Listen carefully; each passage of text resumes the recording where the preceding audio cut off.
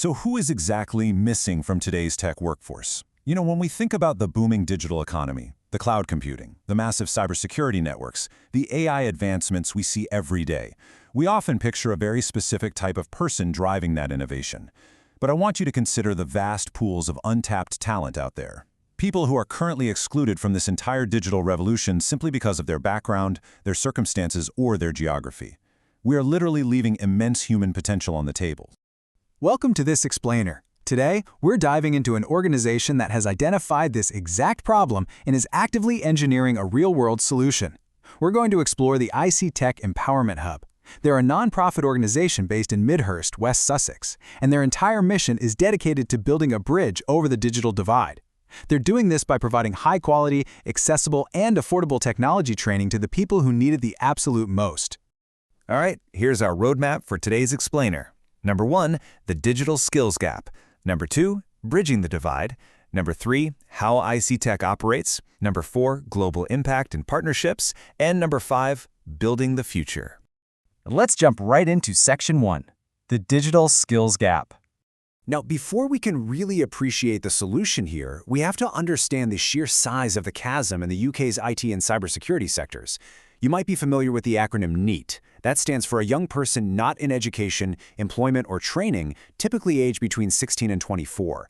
This is a crucial policy term in the UK. When a young person falls into this category, they face severe, often compounding barriers to entering the workforce at all. And without targeted intervention, the fast-moving tech sector, it's completely inaccessible to them. No way in. But NEETs are really just one piece of the puzzle here. We're also talking about women entering IT and cybersecurity, veterans transitioning back into civilian life, and seniors or career changers. These aren't just statistics on a page, this is genuine human potential. The UK has a persistent cybersecurity and IT skills gap right now, and these specific groups represent the exact untapped talent pools that can close that gap. That is, if they're given a genuine, fully supported route into the industry. Moving on to Section 2, bridging the divide. So let's meet the bridge builders who are actively constructing solutions for these underrepresented communities. Enter the ICTek Empowerment Hub. Based out of Midhurst, West Sussex, they are a nonprofit operating with a very clear mandate: building skills, securing careers. And they aren't just teaching abstract theory. They're providing hands-on, practical training in IT fundamentals, networking, cloud computing, AI, and ITIL.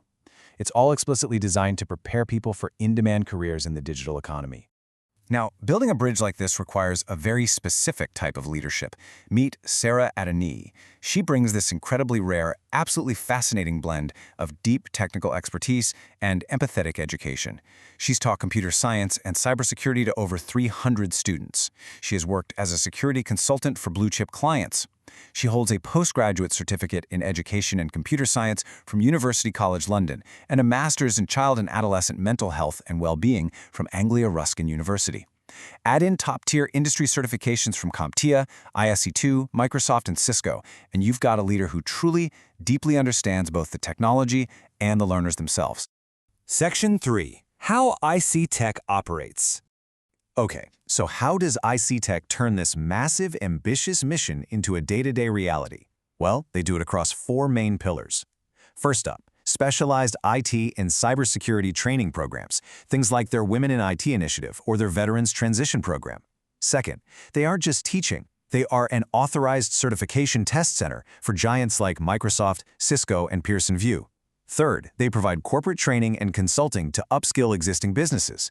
And fourth, they facilitate apprenticeships to make sure their learners get real, hands-on, work-ready experience. It's an incredibly comprehensive, end-to-end model. And these pillars build into some very concrete targets. Within their very first year, ICTek is aiming to reach over 100 participants. That's 100 individuals from underrepresented groups gaining access to life-changing tech training. Scaling that up, within 1 to 2 years, their medium-term ambition is to train and certify over 200 individuals from diverse backgrounds.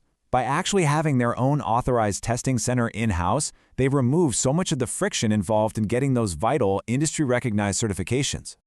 So what does it take to kickstart this vital UK training hub and hit those 100 and 200 participant milestones? They're seeking startup funding, and the figure is just £25,000. To put that into perspective, in the tech world, that barely covers a fraction of a single enterprise software license for a large corporation. But here, it's a remarkably lean launch budget to literally certify hundreds of individuals in high-value skills.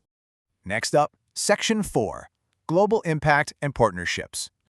This is where ICTek's model becomes truly fascinating, because this bridge extends far beyond the borders of the UK.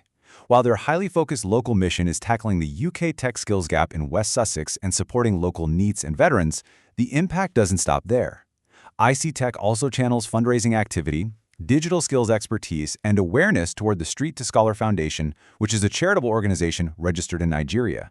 Street to Scholar exists to help street-connected children leave life on the streets behind.